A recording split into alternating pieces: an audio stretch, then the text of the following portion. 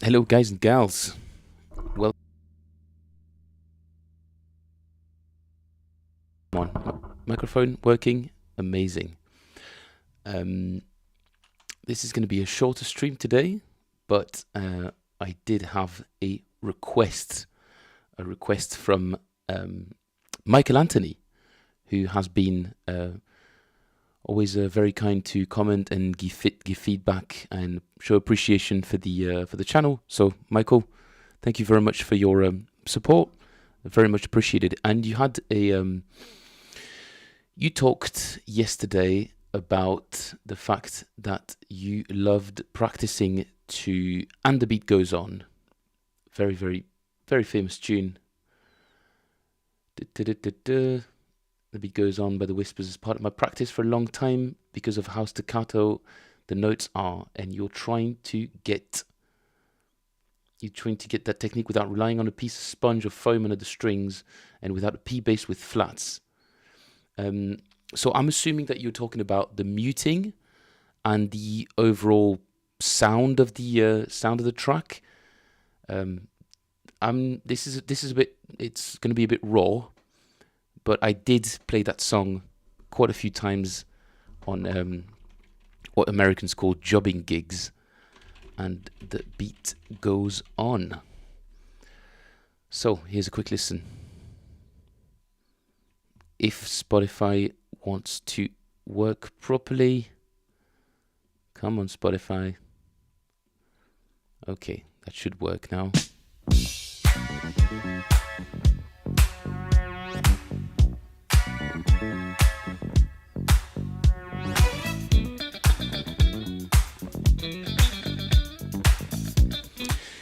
Yeah, very difficult to emulate that sound without, like you say, some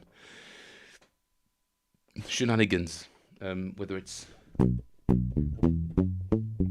thumb. Let me move to the close-up camera. There's a few things I would do to sort of emulate that sound without using foam or flat wounds or P bass. Obviously, here I'm on my Fender Jazz. This particular instrument has very, very low action, which you can probably hear.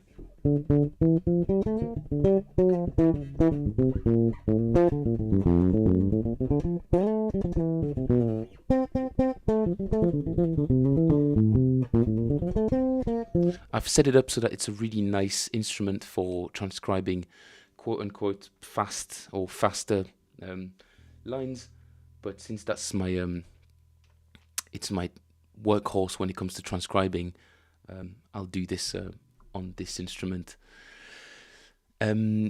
So the basic bass line without any artifices is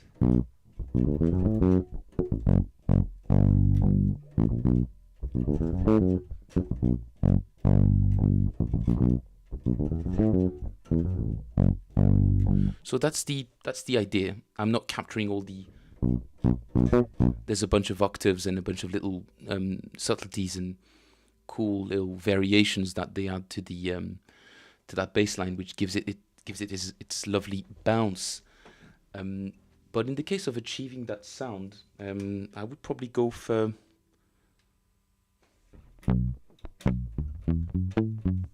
turn the treble down a bit. Microphone selection, I would put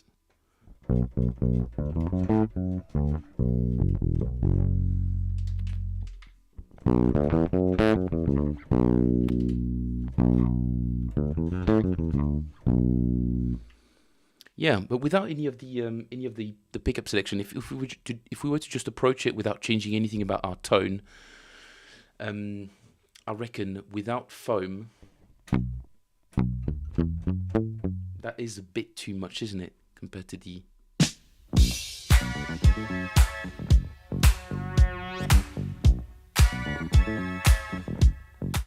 Very old strings.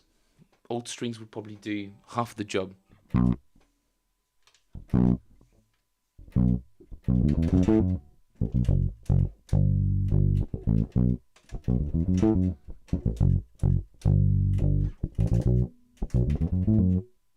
Hmm. You could do that, or you could play it without any open strings. I'm not entirely sure if there's a heavy use of open strings on the original.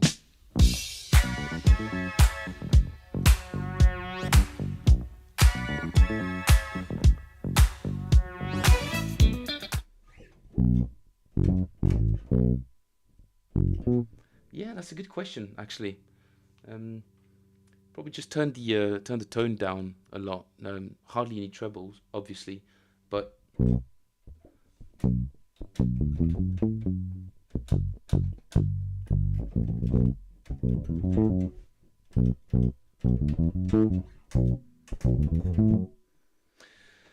I think I would play it somewhere there.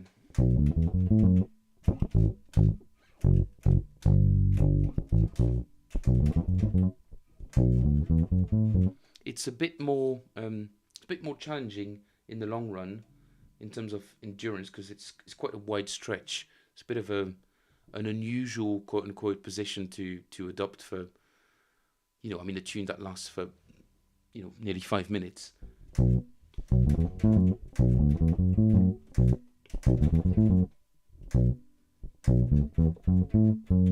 Like you said, it's very like you said, Michael, is very staccato. Um, I would say that it relies quite a lot on right hand technique. So if I was to play it slowly, I would say.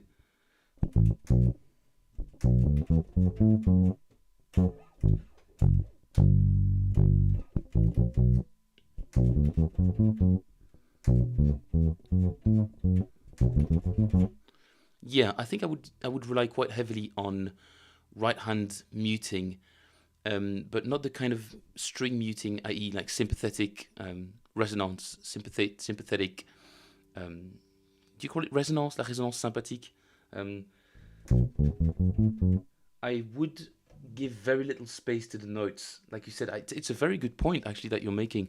This is a good track for practicing very staccato lines for sure. Let me put a click on and see if I can sort of get some insight. We're about what?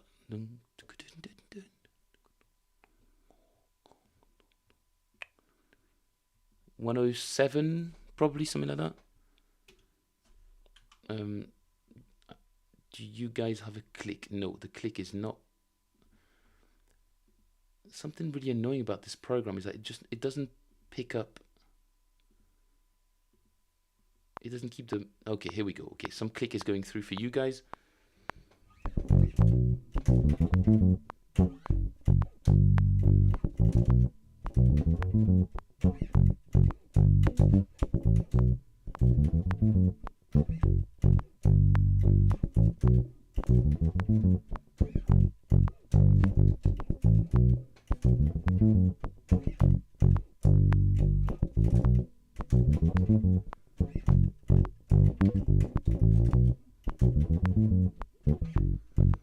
Okay, so if I was to play it really slowly, what would that look like?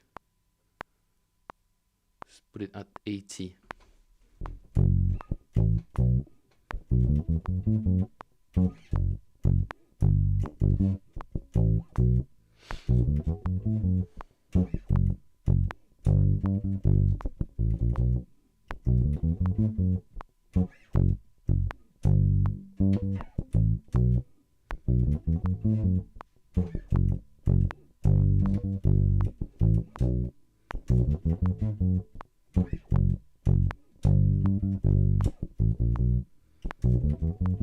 Obviously, I'm adapting the bass line just a touch, but I think this is what I would use to try to emulate that sound, rather than playing open strings, which on the jazz bass I think sounds a lot more like open strings.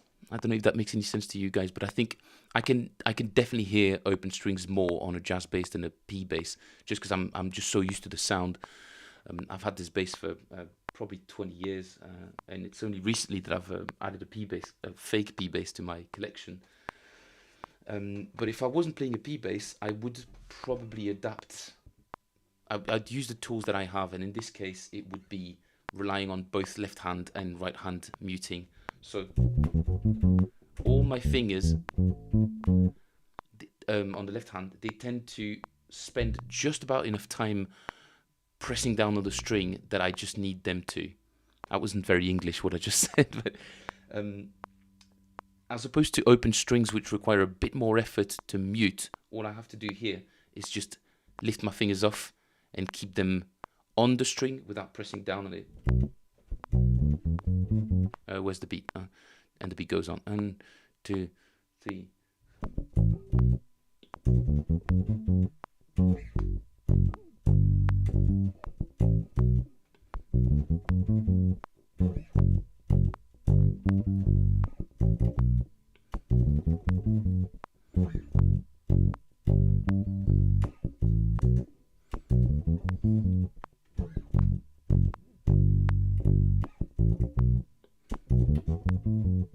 Yeah, that's interesting because I would tend to follow on this kind of riff, like riff that like ostinato, like a riff that repeats itself for a long time. I would tend to try to follow each string with my thumb, just because I feel like it gives me a lot more control, and I can always make sure that these strings underneath don't resonate at all, to sort of keep a leash on all the other strings. I don't know if you can see, but I'm also keeping my pinky finger usually on the E string whenever I'm not playing it. It's a bit difficult to see if I can. Yeah.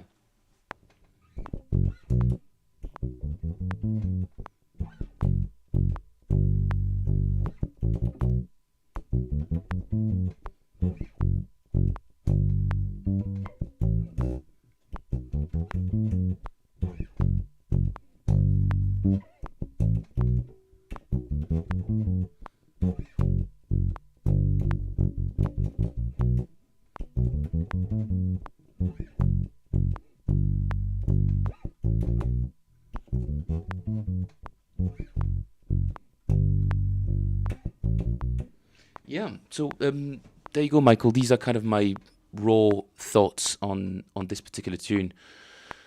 I'm not a big fan of open strings usually because singers love to change keys so much that I prefer to learn tunes in a position that makes it easily transposable. Even if the drawback is it's sometimes technically a bit more demanding, i.e., you know. I mean, I'm just in one position here the whole time, and it's basically over 3 frets, as opposed to 5 over here.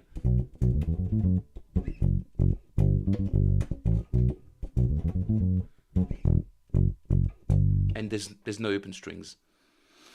In my approach I would tend to direct my efforts towards that, but it kind of depends on it depends on what exactly you're going for. If you're going for authenticity, then obviously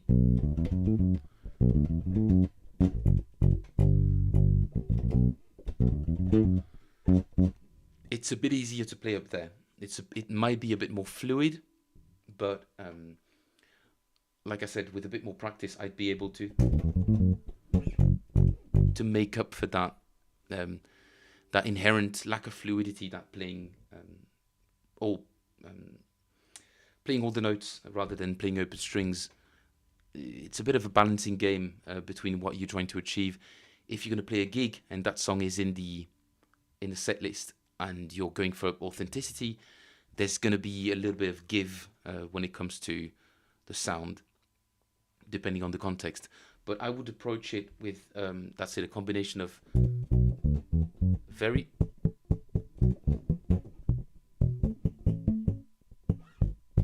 like you said, a very tight right hand, where my right hand fingers spend very little time away from the strings, and the approach on the left hand would be that my fingers spend a lot more time just touching the strings without pressing down on them. And I think that a combination of these two things is probably the more versatile approach. Again, it depends if you're going for authenticity and you're playing, the Whispers cover band. Then obviously open strings is the way forward. But as far as I remember, Lacklands, they're quite polyvalent, quite versatile instruments. So I would say even more so than this jazz bass, which is very has a very it's very tight. It's quite a lot of color. It's very obviously a jazz bass. It has that very famous dead spot on the A string C, which you can kind of feel if you put your hand, if you feel the body sort of vibrating with the note. So there you go, Michael. I hope do let me know if you've got any more questions. They weren't really questions. I think you were just more explaining what you liked to do. And wow, man, I totally second that. It's that's really my approach to learning bass, has always been to find difficulty, well, at least to sort of list all the technical elements that I see in a particular song, and use that song as a launching point for a particular technique. If I want to spend a lot of time practicing slapping endurance, then I'm definitely going towards, Mark King type thing.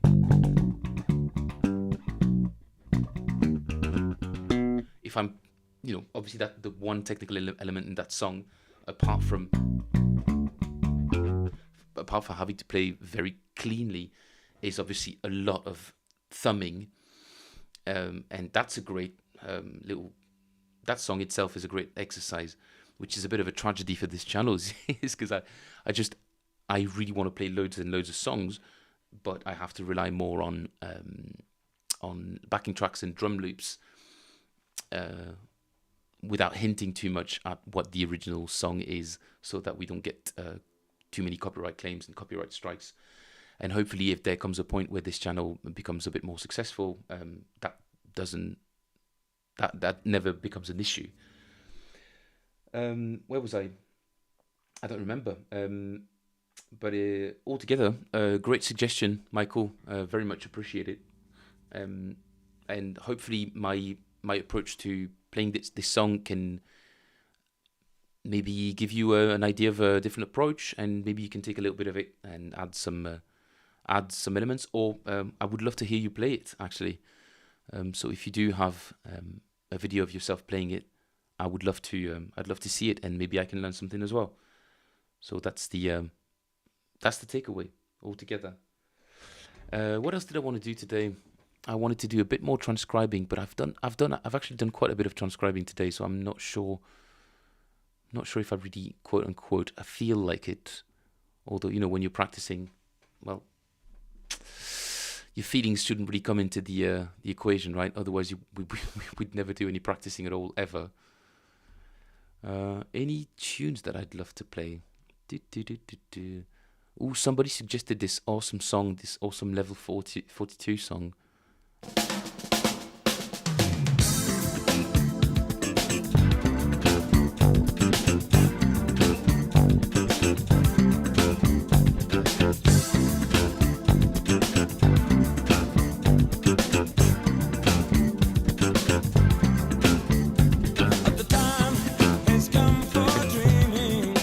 Yeah, I'm not a slapper anymore. I need to practice that actually, as well. But yeah, Michael, I hope this was somewhat helpful. And yeah, I hope it was. I do fancy doing a little bit of a tempo practice actually, because it's been a while, and yeah, let's sort of test ourselves. I love to do this every now and then, which is put the click at 40, which is an uncomfortably slow tempo.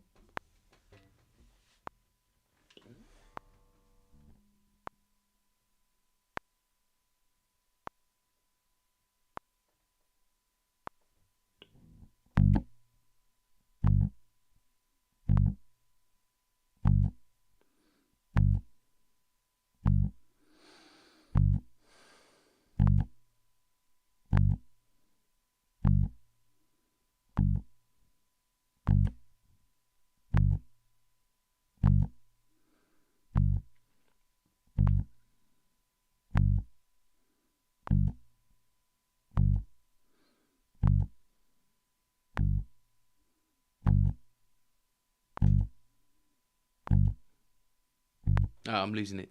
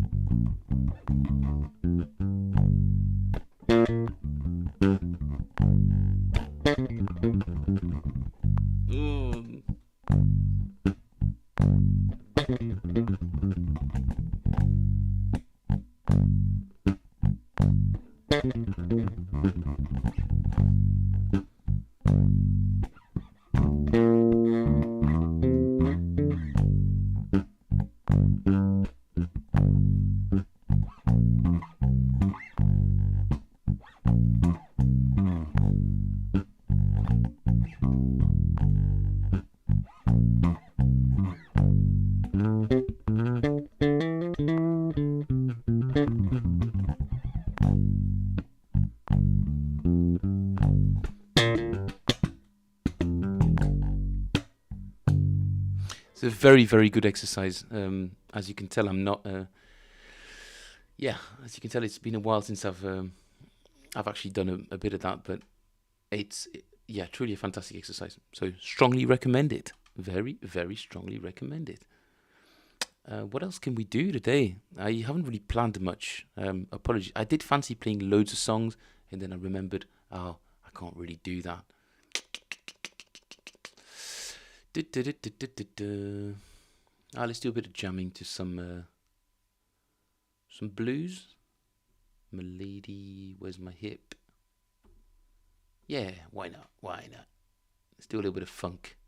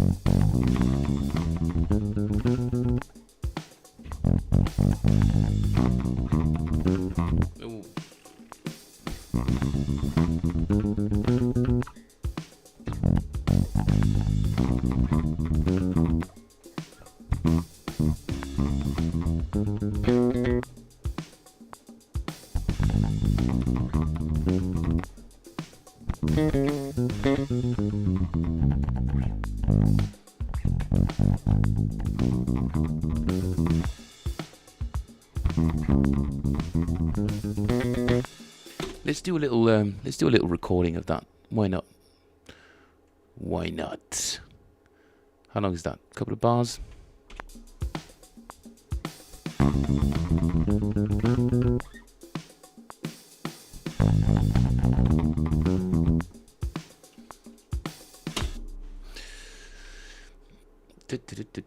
Didn't record anything. Lovely. Why not? Okay, here we go.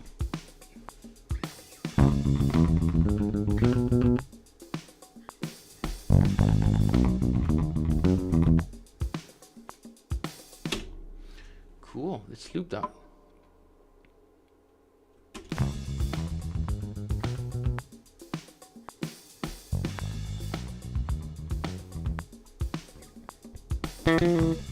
Again. Why?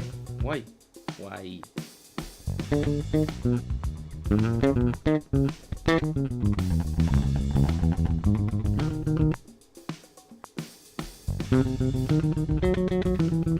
No.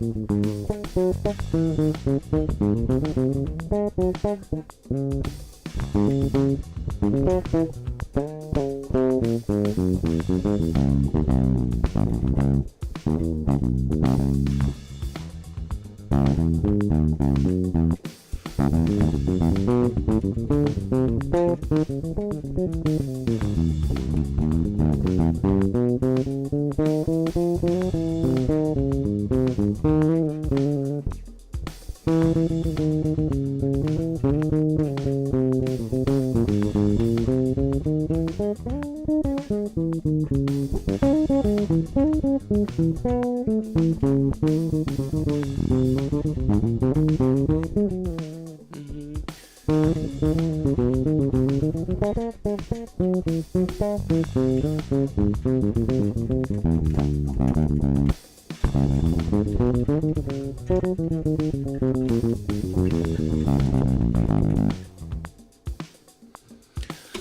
let's move on to something else. It's getting a bit boring now, this little riff. I'll save it. You never know. You never know. Shall we slow it down? Oh, yeah.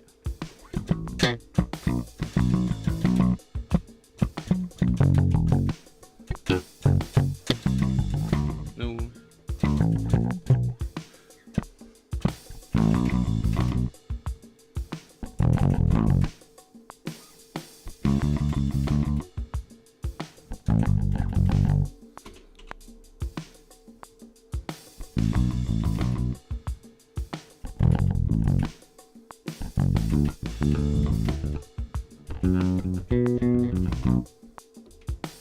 Something like that.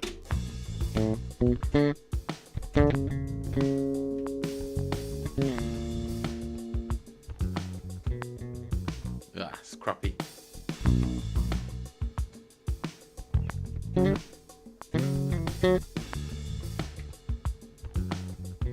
Actually, no, I'm cheating. That's another George Benson tune.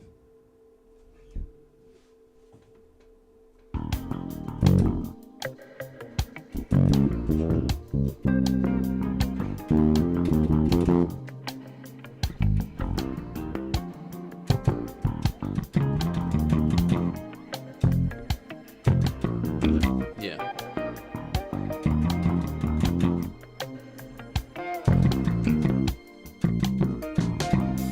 Stare at him at night and think of schemes.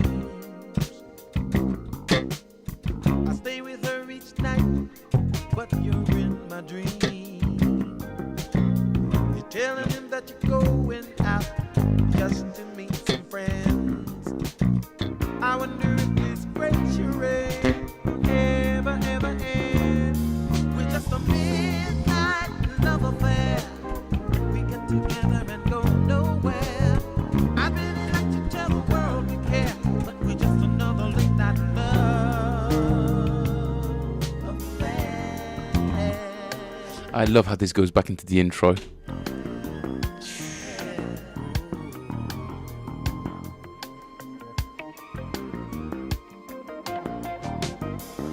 Oh man, they don't write tunes like they used to.